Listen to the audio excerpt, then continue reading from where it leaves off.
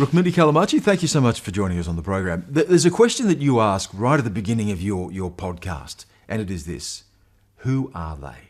That's right. That's the question you wanted answered. When you're looking at Islamic State, when you're looking at what makes a terrorist, Right. who are they? Right. Who are they? What's the answer to that question? Well, the origin of that question is, I think, that we in the United States have spent over $1 trillion fighting the war on terror. And my own research on the Islamic State, as well as Al-Qaeda before it, has shown that, in fact, we walk around with a number of misperceptions about this group, a number of stereotypes of the boogeyman, of the enemy that we are fighting. And I set out to try to see if I could dispel some of those myths.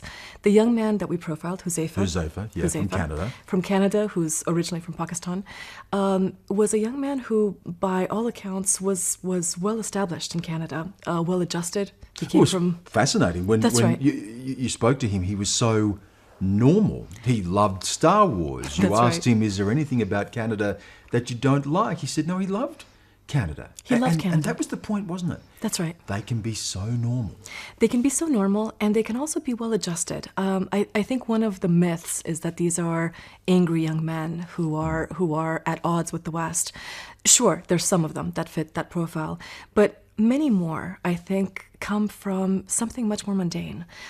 They are young people who, for whatever reason, have not completely found their place in Western society, and they're dreaming of something more. Sometimes it's as simple as excitement. Excitement, adventure, and also the Caliphate. What it promised to young people like Huzaifa is a chance at becoming a hero, a chance at becoming a warrior for their people. Of course, we know that the propaganda is quite perverse, and that these people are in fact drawn into the Islamic State to carry out acts of murder.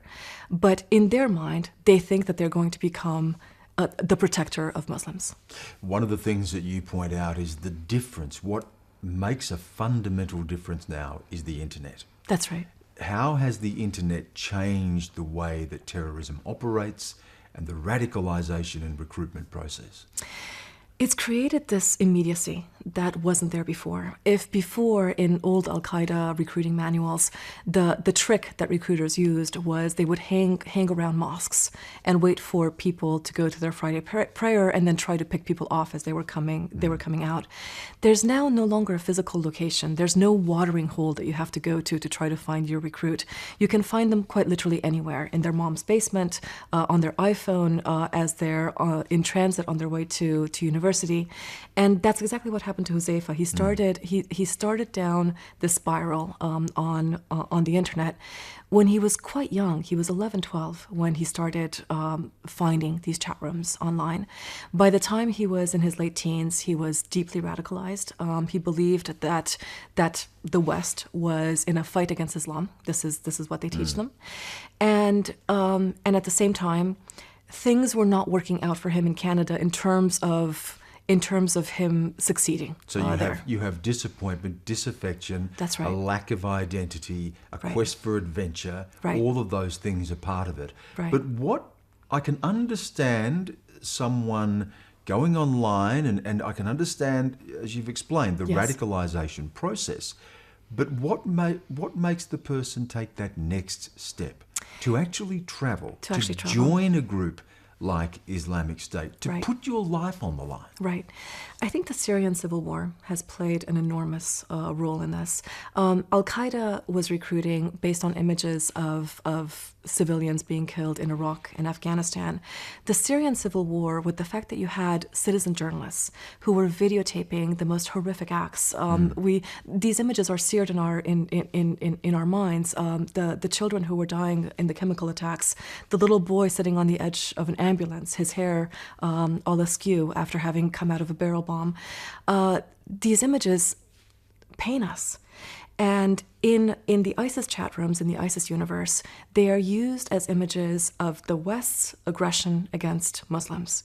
And they teach them that Muslims as a community are one body. If one part of your body is hurting, the rest of the body has to rally. And then they pose the question, what are you going to do about this? Are you going to allow your brothers and sisters to die in this way? When they pose that question, what are you going to do about it? Are they also saying to these potential recruits, are you prepared to kill and die for this? Because, of course, this group, Islamic State, as we've seen, have put up their own videos, the videos of beheadings, the brutality that we know that Islamic State has imposed on people in cities that it has conquered and taken over. So how do these recruits rationalize the violence against Muslims that is used to attract them, and then the willingness to commit violence themselves? So you have to understand the way that the violence is framed. The violence is never against Muslims, although of course it is. This is what we learn, and this is what Huzaifa learns in the end, and this is what pulls him out of the group. But in their telling, the violence is against those who have transgressed against their religion. And the people in ISIS's telling, those who have transgressed against Islam is pretty much everybody. It's Shia Muslims, who are not considered Muslims at all. It's anybody who practices a Sufi expression of the faith. It's, of course, Christians, Jews, etc. And so when you're in this echo chamber, to them, it looks like this is justified violence against entities, people, individuals that are trying to hurt their faith. The turning point for many of them comes when they end up in the Islamic State and they're there faced with a prisoner who's kneeling before them, and they realize that they are about to kill a Sunni Muslim like themselves. And that was the moment when Huzaifa began, I think, his path back out of that group. I want to go to the way that you mentioned this before. In the eyes of these potential recruits, the West is at war with Islam. Yes. And I want to go to the way that this war on terrorism, as it's been known, has been prosecuted and what the result of that has been. The fact of the matter is there are more terrorist attacks and more terrorist groups now than there were before 9/11, before the war on terrorism began. Where has that gone wrong? This is the question that nobody has been able to answer. On the eve of 9/11, there were a few hundred members of Al-Qaeda worldwide. Just now, in the latest United Nations estimate of the war against the Islamic State, just in Iraq and Syria, the estimate is 30,000 ISIS fighters are still alive today. 30,000. So imagine that. The eve of 9/11 was a couple hundred people, and now, even after all the territory that this group has lost, we're still at a 30,000 mass just in Iraq and Syria, not counting Afghanistan, Libya, the other theaters. This is the bind of intervention, isn't it? That's right. The moment that you go in to fight a war in Afghanistan or then begin another front of the war in Iraq, you're inevitably going to create a blowback. Exactly. What happens is, on the one hand, the West has not been able to not intervene. When you see a situation like the Islamic State, where at one point they were holding a territory that was the size of the United Kingdom, controlling a population of 10 million people, resources, oil wells, agriculture, everything, it's impossible to say that we can just let this be. Right, especially after things like the Paris attacks and other major attacks that happened in the West that we know were being micromanaged and controlled from the center. Unfortunately, once the intervention occurs, there are civilian victims. There always are, a lot of them.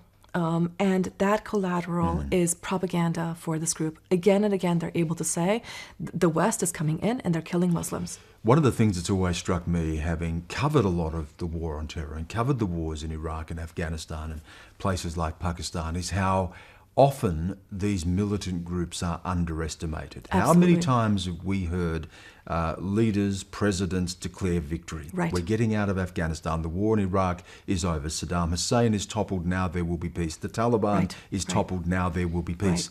And we continue to see these groups come back and come back often stronger. Barack Obama, in the early days of Islamic State, described them as a junior varsity terrorist group. The JV group. team, that's right. Again, was this underestimating the potential of a group like this? Absolutely. And I think you have to look at the politics of it. No leader can allow the problem of terrorism to flourish under their government or their rule. That's a disaster for a politician. So every politician comes into office and promises that they're going to get a handle on this and that they're going to take care of this problem. As it so happens, during President Obama's term, Osama bin Laden was killed in 2011. That was an important milestone in the war on terror. But unfortunately, that milestone came right before President Obama's second election for office. And so the narrative that was spun is Osama bin Laden has been killed. Therefore, Al-Qaeda has been defanged, Al-Qaeda has been decapitated, Al-Qaeda's on the run, Al-Qaeda's been decimated. We've cut off the head of the snake is the phrase that was used. That's right. And of course it's not true. Al-Qaeda now is stronger. They have more fighters just in Syria than they ever had on the eve of 9/11. The same thing is happening now with ISIS. We have conflated the territorial caliphate with the group. This is a group that until 2014 really did not have much territory at all. So they are just going back to what they were pre-2014. Yeah, I wanted to ask you about that because if you look at the ideology and the sort of doomsday cult nature of Islamic State, part of it was that they would recreate the caliphate, but also that it would fall again. So you would have the ultimate battle, and they still believe the ultimate battle is coming. We have seen them lose most of their territory. The number of terrorist attacks are down. The number of thwarted attacks are increasing.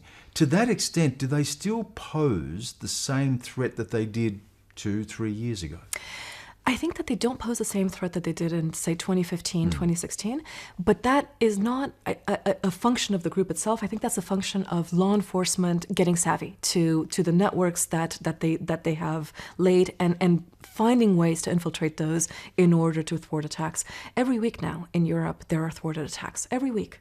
And we don't report them because it's not a big deal when the attack is thwarted, but that shows you that this is a group that is still intent on trying to hit the West. Now, the territory was important for them, especially for fundraising. They were able to tax the population under the control, and with that taxation base, they were able to become the world's most successful and rich terrorist group. I was just in Baghdad. I came straight here from Baghdad, and I was able to meet with high-level coalition officials. They estimate that even today, after losing all this territory, the group still has cash on hand, $300 million. And what's the prospect as well? Because I know this is being spoken a lot about now. Islamic State was an offshoot of Al-Qaeda. There was a separation of the ways there. But there is increasing talk of a rapprochement between Al-Qaeda and Islamic State, and indeed potentially under the leadership of Osama bin Laden's son. What is the prospect of the next generation of terrorist group being a bigger organisation that brings together some of these other groups under the same umbrella? I'm not seeing signs of a rapprochement from where I sit and from the people that I'm speaking to. What I'm seeing is ISIS actually having an internal fissure, an internal debate with one group feeling that ISIS, as it stands today, is not extreme enough.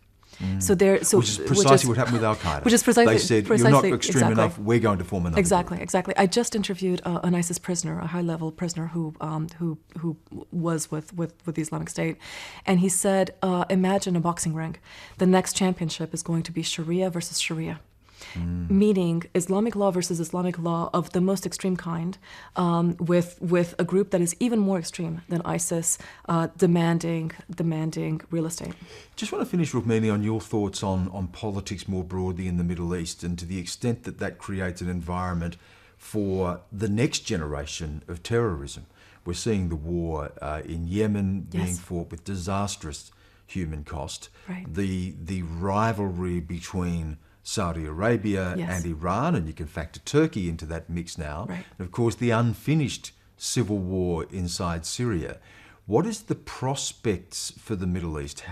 Do you see this playing out, and how does that feed into a terrorism threat that we may experience in our own home countries in the West?